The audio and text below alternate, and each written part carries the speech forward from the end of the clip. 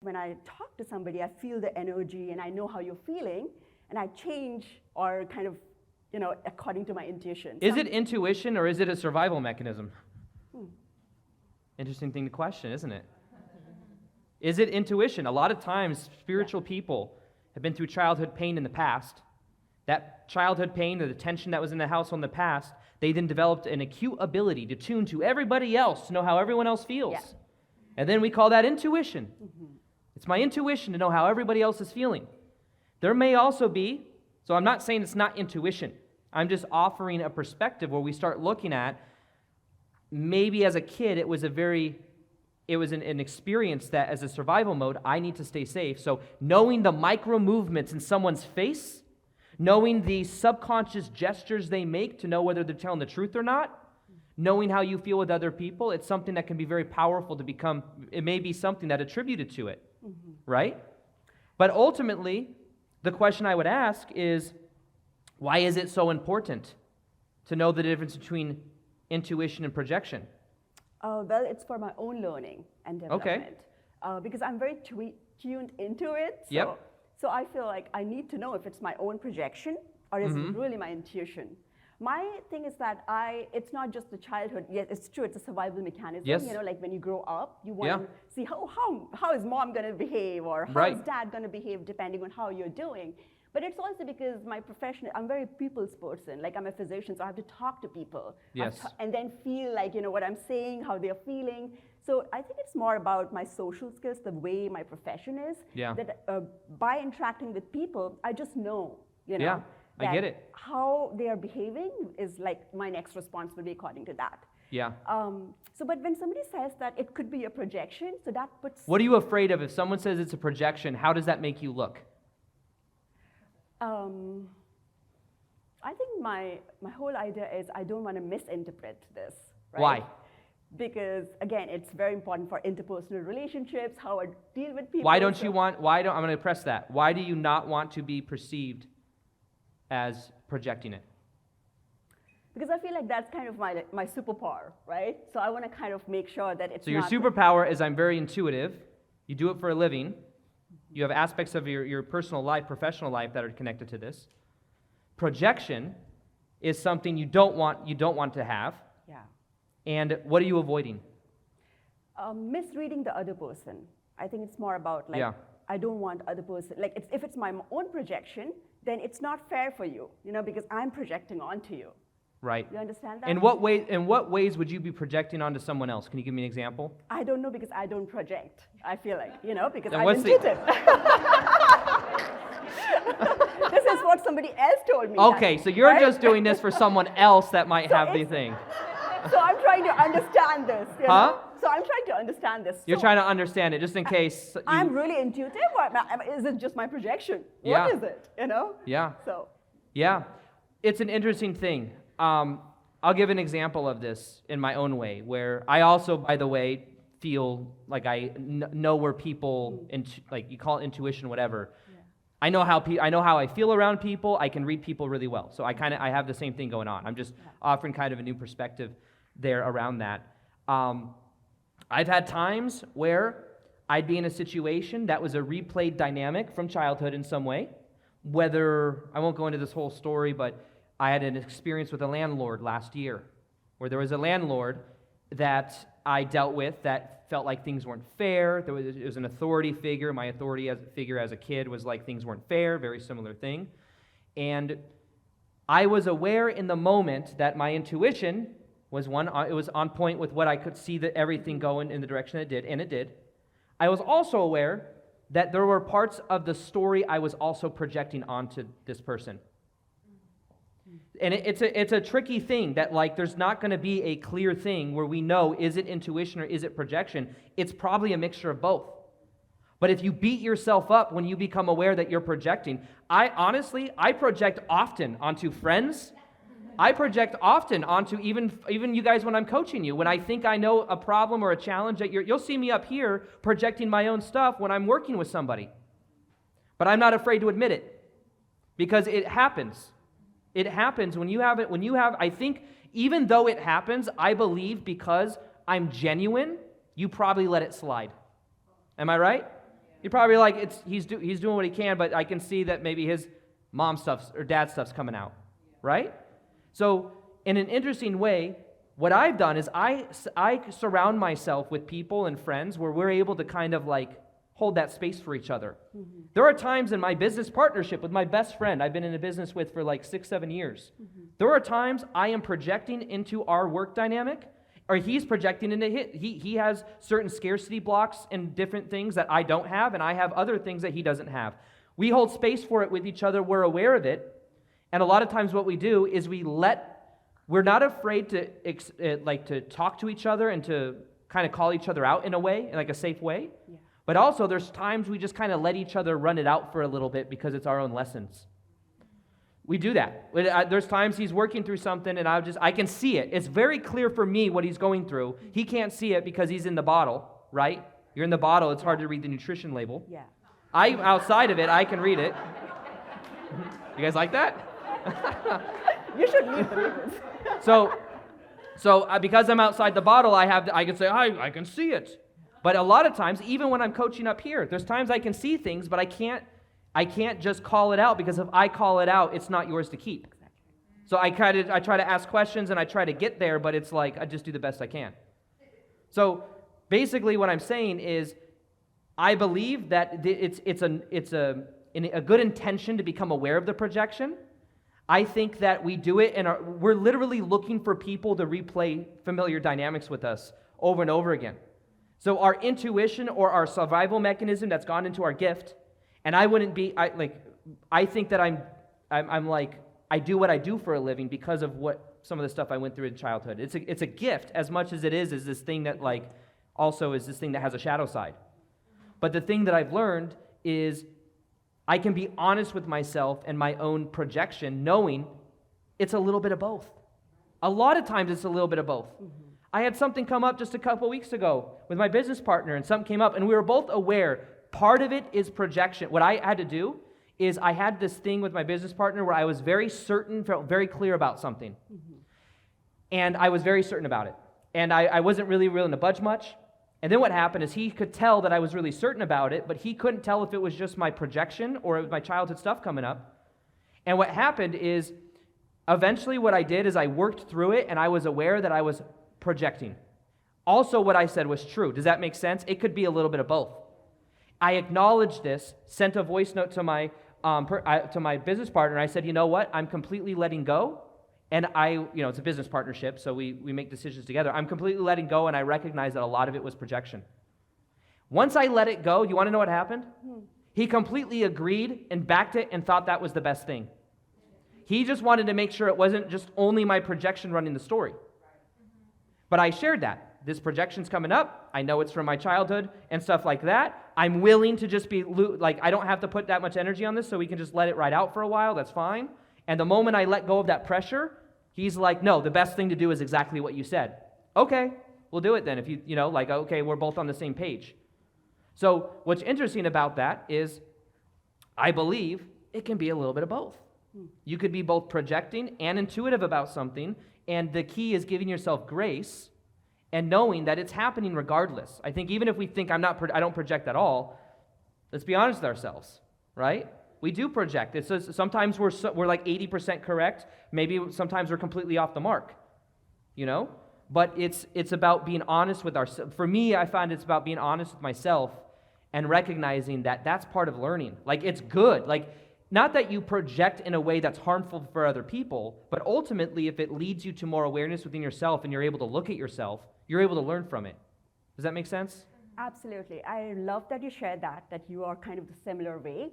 And your technique, the way you did with your business partner, was you hold space for it and then kind of realized it. As I'm talking to you, I'm also realizing that maybe the solution is when I say something and I feel like it's intuition, I have to, again, the way this person is responding to me, I probably have to reassess again. So was it my intuition or a projection based on how you responded? So it's kind of not just thinking it's all intuition. It's kind of also thinking that it could be my projection, and Absolutely. Keep reassessing every time you get a response from this person. That way you can tap into the realness of it, is it projection or intuition? And so first off, Let's give it up for her for that awareness. That's great. Thank you. Thanks to all So of you. the other side of I this. just got that awareness right now, so thank you. So the other side of this, though, is sometimes we might be afraid to get it wrong, right? Afraid to have the wrong answer. Afraid to, like, misinterpret something. For me, like, because I'm not afraid of those things, for me it's more about I just don't want to do something, like I don't want to read you wrong. So that's my main priority. I'm not afraid if I'm wrong. It's fine, But why would you be afraid if you read someone else wrong? I think it's because I'm kind of afraid of letting them down. And then what would happen if you let them down? It's, probably the fear of disappointment. And then what would happen? I think that's a process that I'm still kind of, when you did that meditation in the beginning, Aaron, like there was a box. I opened the box and the slip read, let go. Yeah. So in my life, I have to let go of a few things. So I think it's coming from there, to letting go of outcome, letting go of like perfection, and letting go of not disappointing people. Right. It's all kind of connected. Yeah, exactly. Perfectionism, not disappointing people. Yeah. What are you really avoiding? Interesting. Just feel into your body.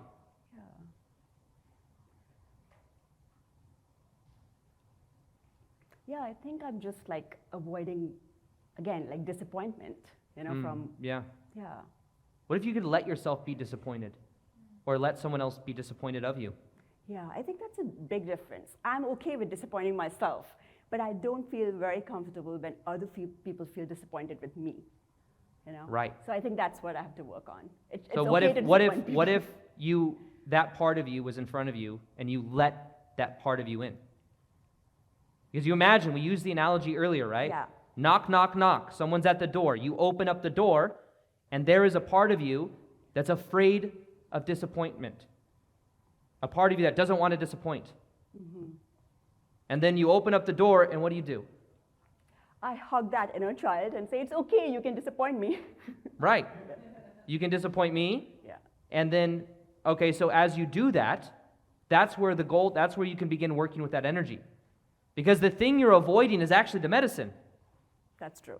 And we you should you put yourself, I'm not saying you should go out and just project yourself everywhere intentionally, but let yourself disappoint people. Let yourself express something that's coming up for you, knowing that they might be disappointed. But if you're authentic and vulnerable, it's not your thing to manage. So we get back to this thread that we were talking about earlier, right? When did you decide it was your responsibility to disappoint or not disappoint people? So you're putting out the dance move of, I don't want to disappoint you. I don't want to disappoint you, which means you're probably attracting people in your life that you're afraid you're going to disappoint. Maybe even hard to please. Could be.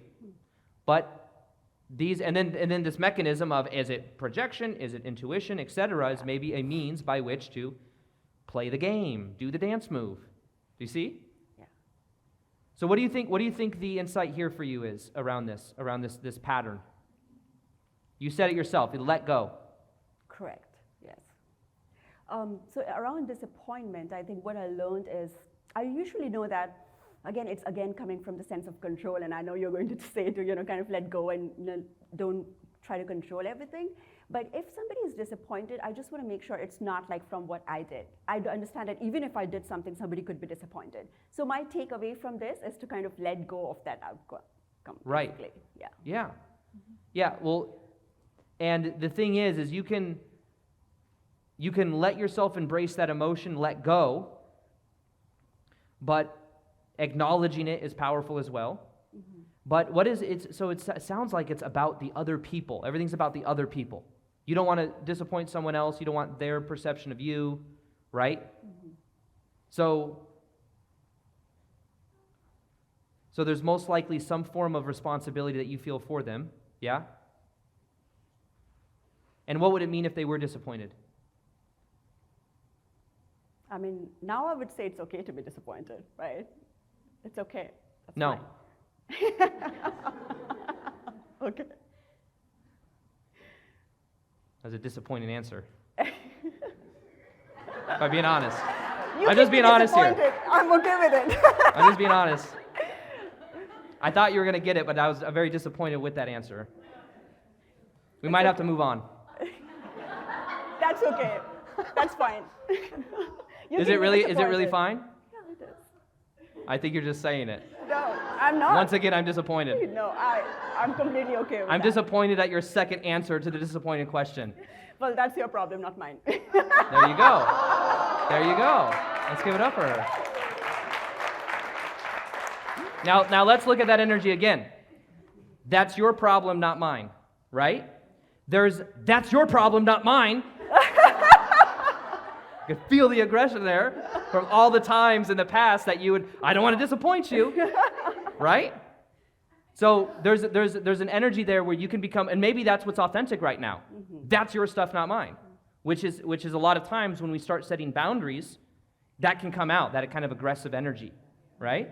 But there's also where what if there was a softness to it, where you just you can let me be disappointed, right? Yeah. It was interesting. I did a live event in Sedona a few months ago. And there was a woman there that had a question, and she stood. I won't go to the whole story, but she basically stood up and she said that the day before she was disappointed, and I gave a 2.5 hour long talk when I was sick, but it was awesome. People loved it. It was like this lady had a huge breakthrough. I thought it was epic, especially considered I was sick. I felt good about it regardless. The next day she stood up, and in the morning, it was like I started to feel better the second day, but then it was like it got like when I was coaching and stuff, there were certain things I was just recognizing, and it was like the kind of questions I was getting and stuff. This lady stood up and she said, "I want you to know that yesterday you gave a 2.5 hour talk about overgiving and how overgiving is connected is like bad or not. Like overgiving is selfish, blah blah blah. Because the talk was about overgiving is like abandoning yourself type thing, right?" And she stood up and she said, "I'm very disappointed that you gave a 2.5 hour talk and you didn't once talk about how overgiving is good or about how giving is good at all, right?"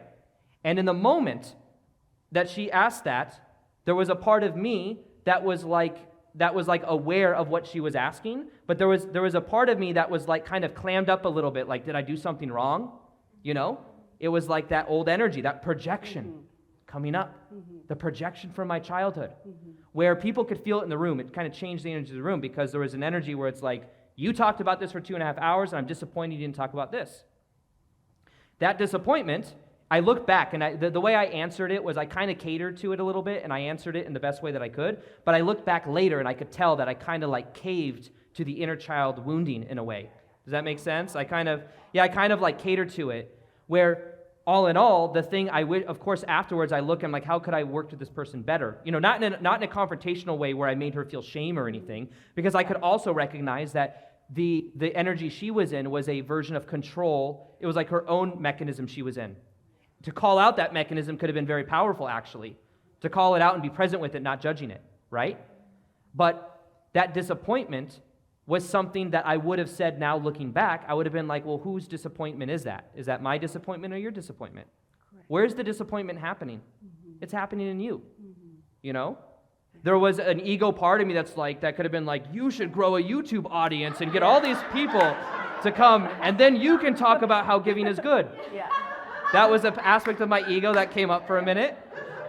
And I was like, I should have said that, But that was the part of you that we're talking about right now. It's like, that's your stuff to deal with, correct, right? But I was aware in the moment of what was happening. That's why this work is so interesting, because even when I'm with all of you, there's a mixture of intuition, there's a little bit of projection or a lot of bit of projection, but I'm just honest with myself and willing to look at myself.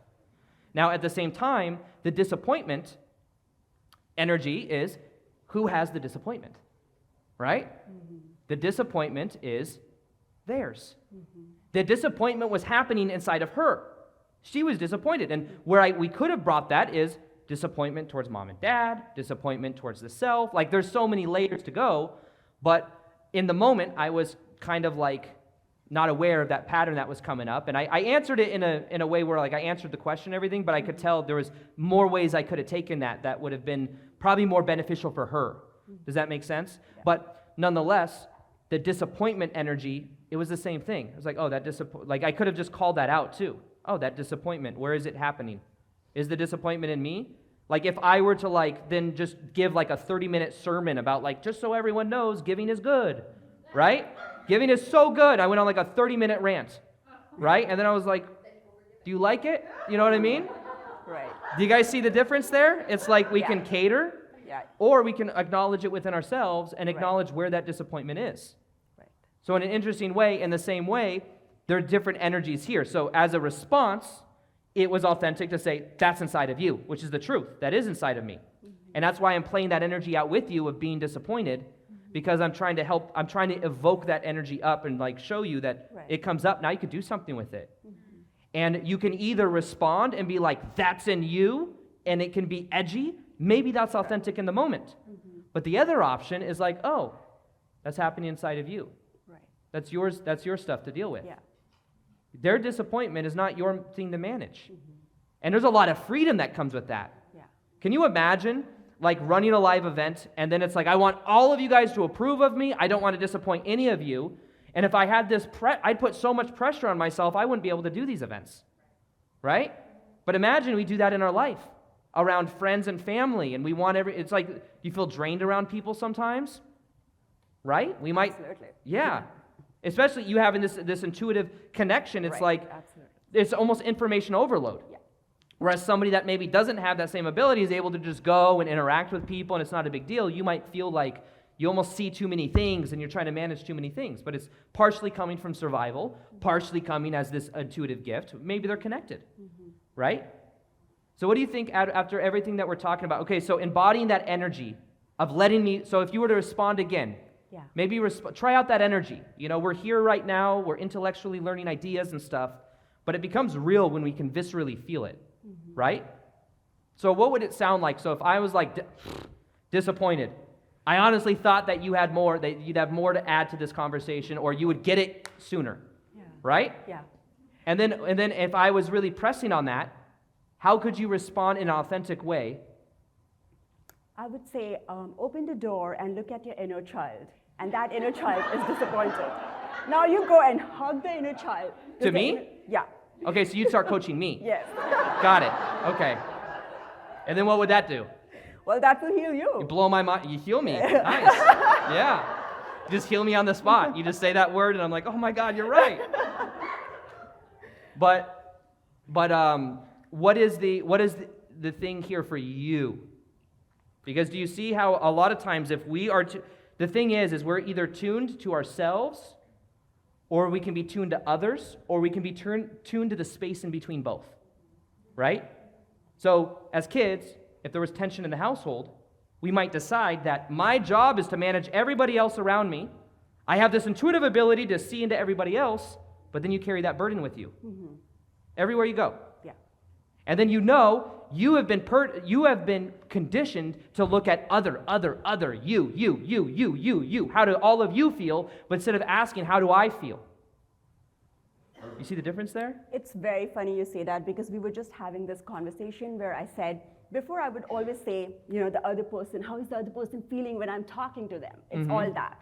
But very recently, I've started to tap into how I am feeling when I'm talking to you.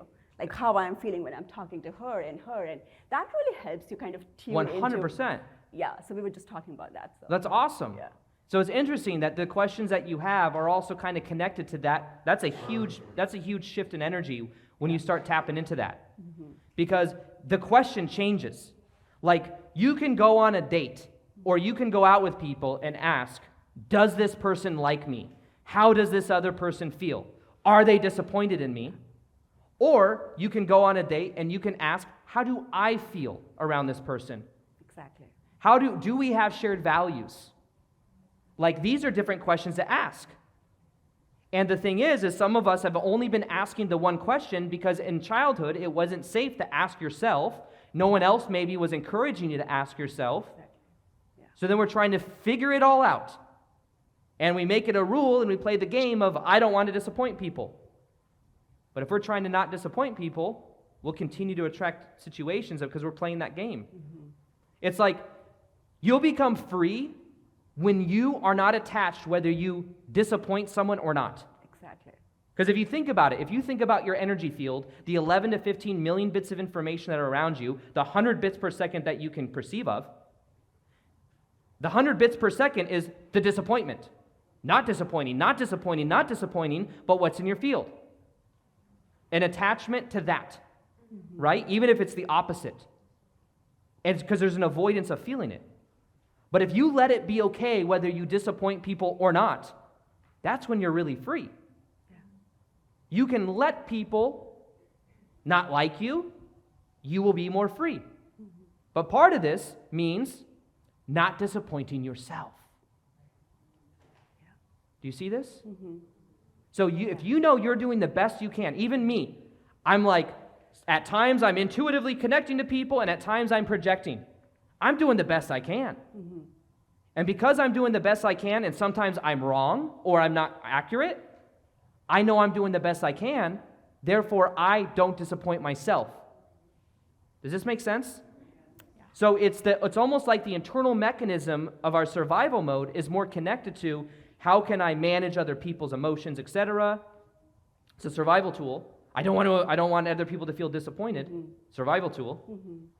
We're avoiding it, but we're also like we're disappointing ourselves because we're not checking in with us. Yeah. So it's like, even if you start to, what's the opposite of disappointment? Approval? Yeah. So if we approve of ourselves, we won't look for it in other people so much. Is that true? Yeah.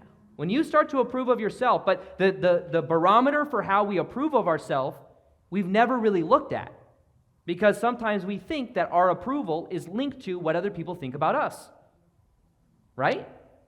If we think it's about, if our mechanism for understanding whether we're worthy or not is what other people think about us, we have completely given away our power. It should also not come from your ego, though. Right? It shouldn't come from your ego. Right. Why? If you feel like you're right all the time, you Yep. know, then it's coming from your ego. That's true. Yep. So when you say that you have to approve yourself, you also have to see that it's not coming from your ego, that you're always right. What if you could even approve of that? Do you see?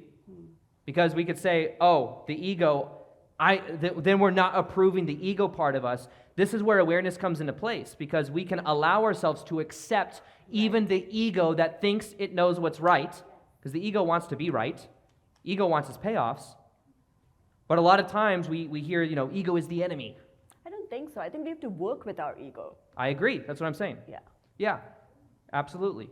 I think we work with our ego. Yeah. We become aware of our ego. We become aware of the parts of ourselves that maybe we had priorly not accepted. Yeah. Right? Yeah. And as we accept us and as we have a barometer that's more so connected to how we're showing up in the world of Exactly. doing the best that we can, living in integrity, choosing vulnerability, and choosing authenticity, it's like we know who we are, so if other people don't see us a certain way, that's not our thing to manage. We know how we feel. So in an interesting way, it's like this starts to flip the game in the sense that you then aren't going to need people to disappoint you you don't care whether you disappoint them or not, because you approve of yourself. Do you see? Yeah. So how can you take this energy with you moving forward? Are there ways in which you can approve of yourself more? Is there something about yourself that you've been disappointed of in the past that you haven't accepted yet? I think we all have things, Absolutely. Yeah. We all do. So, yes, probably. Yeah. Yeah. So maybe moving forward, you can work with that energy Right. and begin to accept that. And accept the part of yourself that sometimes it's intuition, sometimes it's projection, sometimes it's a little bit of both. Yeah. It's okay. I just got a lot of clarity on that. So Yeah, thank you. it's okay. So just allow yourself to do the best that you can and allow yourself to focus on that approval within yourself and watch that then you will not crave it from other people in the same way.